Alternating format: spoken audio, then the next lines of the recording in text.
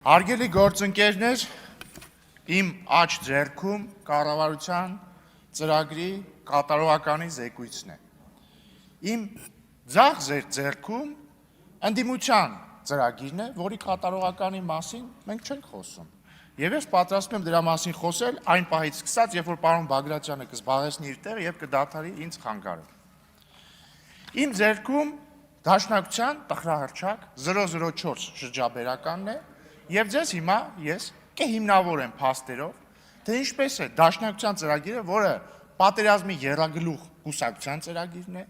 2023 թվականին բերել Լեռնային Ղարաբաղի հայաթափման, ինչպես է այս ծրագիրը ենթադրել Հայաստանի անկախության վերացում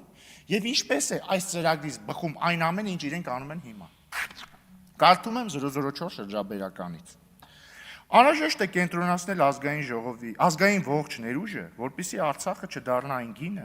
որի հաշվին Ադրբեջանը կարող է ինտեգրվել Ռուսաստանի նախաձեռնելիք հավանական նոր միությանը։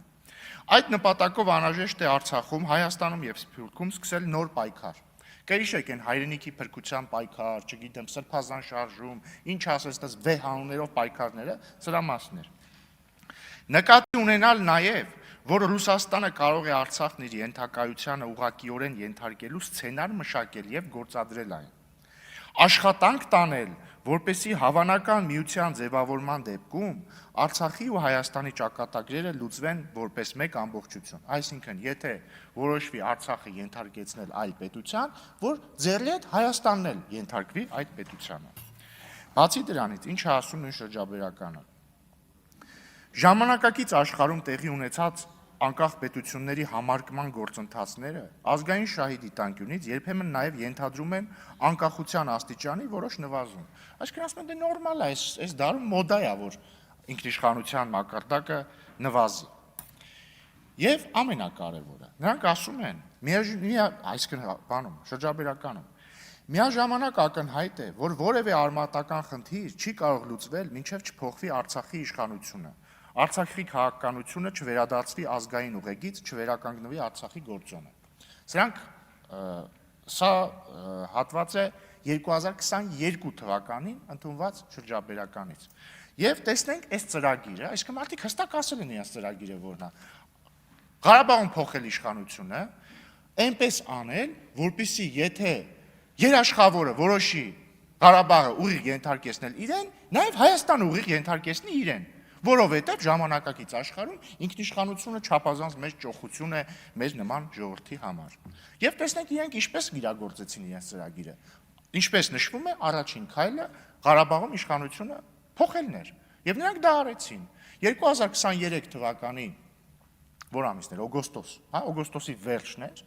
Նրանք ստիպեցին, որպեսզի Արայիկ Հարությունյանը հրաժարական տա։ Նրանք իրենց թիմակիցները Ղարաբաղում Հայեղափոխական դաշնակցությունը, Քոչարյանական ուժերը, Սերժ Սարգսյանական ուժերը այստեղ զուգահեռ հանրահավաքների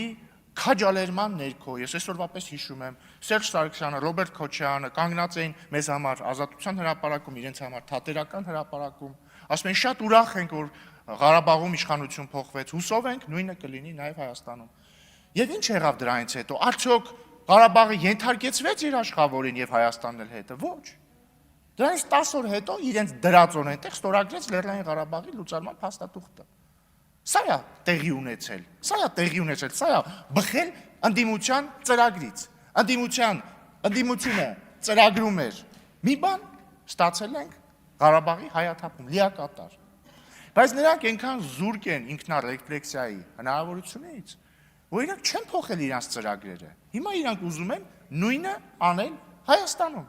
Նրանք ուզում են Հայաստանում փոխել իշխանությունը եւ Հայաստանը լուծարել, որովհետեւ ինչպես կրկին ես պետքա ցիտեմ, ասում է 004 շրջաբերականը ժամանակակից աշխարհում տեղի ունեցած անկախ պետությունների համարկման գործընթացները ազգային շահի դիտանկյունից երբեմն նաև ենթադրում են անկախության աստիճանի որոշ նվազում։ Ես չգիտեմ ով ասա գրել, բայց մենք քաղաքականապես կտրելու ենք այս գրողի ձեռքը, որ ինքը sense հիմար մտքեր էլ չկարողանա գրել։ Իսկ ո՞նց ենք կտրելու։ Մենք պիտի թույլ չտանք, որպեսզի պատերազմի եռագլուխ կուսակցությունը, եւ պարոն Մինասյանին շնորհակալ եմ, այստեղ մարդը անկեղծ, իրական ես պետքա խոստովանեմ եւ ես ընդհանրապես չեմ երեսպաշտություն չեմ անում, անկեղծ եմ ասում։ Արծվիկ Մինասյանը իմ սիրած դաշնակցականն է բոլոր ժամանակների։ Որովհետև մարդը ազնիվ է, մարդը ստեղից եկավ, ասեց Ժորժ ջան, մենք բոլորս իրար հետ ենք։ Սամվել Կարապետյանն էլ, Քոչարյանն էլ, Սերժ Սարգսյանն էլ։ Մարդը ազնիվ է, որովհետև ինքը ուրիշ ոնց որը միակ ազնիվ մարդն է, որովհետև ինքը չի կարող ասել իրար հետ չենք, որովհետև ինքը Սերժ Սարգսյանի նախագահության օրոք նախարար աշխատել։ Այդ նույն ընթացքում Սամվել Կարապետյանի հարազատ եղբայրը ստեղ նստած էր որպես ՀՀԿ խմբակցության պատգամավոր, դրանից առաջ էլ Սերժ Սարգսյանի աշխատակազմի ղեկավար, Քոչարյանի խմբակցության անդամ է, Էլ ինչ խնդիր կա ասեմ։ Հիմա ես ուզում եմ անդրադառնալ նրան, թե ինչ են ուզում անեն հիմա մեր ընդդիմադիր գործընկերները։ Տեսեք, պարոն Խաչատրյանը, Արթուր Խաչատրյանը ինչ հետաքրքիր ելույթ ունեցավ։ Եկավ սկզբից պնդեց, որ իրենց ընտրվելու դեպքում պատերազմ չի լինելու։ Հետո դրանից մեկ բառ հետո հիմնավորեց, թե ինչու է իրենց ընտրվելուց հետո պատերազմ լինելու։ Որտեղ պարոն Խաչատրյանը, անդրադառնալով նախած ստորագրված խաղաղության պայմանագրին, ասեց դե հաստատված ոչ մի թուղթ չկա։ Ինչով ապացուցեց։ Դուք ասացիք դե հաստատված վերջնական ոչ մի թուղթ չկա։ Ինչով դուք ապացուցեցիք մեր պնդումն առայն, որ դուք, եթե գաք իշխանության, դուք պատրաստվում եք վերաբանակցել նախաստորագրված խաղաղության պայմանագիրը, այսինքն եթե պատկերացնենք այն մղձավանջային սցենարը, ըստ որի դուք Կալուգացի օլիգարխի Զարմիկը եւ Քոչարյանը եկել եք իշխանության, չգիտեմ, կոալիցիոն համաձայնագիր եք կնքել, Քոչարյանին էլ ընտրել եք վարչապետ, ինչ եք անելու։ Անդրանիկ Քոչարյանին չէի դեպ, Ռոբերտ Քոչարյան։ Դե հա Ինչ եք անելու, դուք նախ հայտարարելու եք, նախ մի հատ Պարոն Խաչատրյան, չեք զգում, որ ազգային ժողովի նիստերի դահլիճում եք, դուք եք խանգարում զեկուցողին, ուրեմն դուք եք խանգարում եւ ձեզ նախազգուշացում եւ խնդրում եմ այլևս չընդհատել զեկուցողին։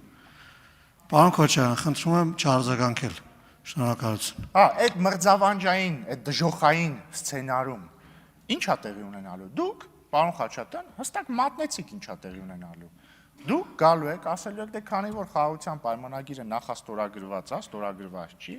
մենք այդ տեքստը չենք ընդունում, Իշխան Սաղաթելյանն էլ ձեր դաշնակցության ժամանակին ասում էր դա հայանպաստ չի, Արմեն Ռուստամյանն էր ասում, ոչ մի հայանպաստ բան չկա։ Ասելու եք մենք վերաբանակցելու ենք։ Այլ կերպ ասած, դուք չեղարկելու եք Վաշինգտոնյան խաղաղության հռչակագիրը, որտեղ այդ հռչակագրի կոնտեքստը ինչից էր։ Հիշեցնեմ էլի, Վաշինգտոնում ստորագրվել է խաղաղության հռչակագիր, նախաստորագրվել է խաղաղության պայմանագիր եւ նաեւ հռչակագրի շրջանակներում ամրագրվել են մի շարք պայմանավորվածություններ, որ Հայաստանն ու Ադրբեջանը աներկբայորեն ճանաչում են, վերահաստատում են ճանաչումը միմյանց տարածքային ամբողջականության Ալմատայի հռչակագրի հիման վրա, սկզբունքներն են ֆիքսում ապա շրջափակման տարածաշրջանային ենթակառուցվածքների, մեզ հայտնի շատ հայանպաստ սկզբունքների ներքո, հայ-ամերիկյան էլ թրիփ նախագիծ է լինելու։ Դուք գալու եք իշխանության, ասելու եք այս ճարտարապետությունը եւ հիշեցնեմ, այս վերջին 8 ամիսը նկատած կլինեք, սահմանին ոչ մի կրակոց չկա։